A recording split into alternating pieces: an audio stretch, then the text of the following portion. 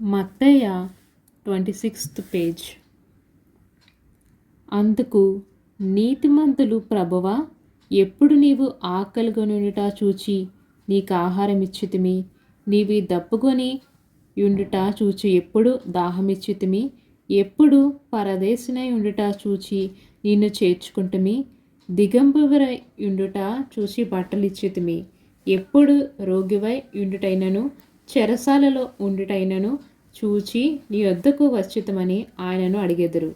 అందుకు రాజు, మిక్కిలి అల్పులైన ఈ నా సహోదరులో ఒకనికి మీరు చేసితిరి గనుక నాకు చేసితిరని నిశ్చయంగా మీతో చెప్పుచున్నానని వారితో అనెను.